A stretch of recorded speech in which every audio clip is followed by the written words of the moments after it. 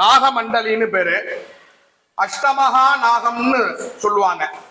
அனந்தன், வாசிகி, தக்ஷன், கார்கோடகன், புலிகன், சங்கபாலன், பத்மன், மகாபத்மன், அஷ்டமகா நாகம்.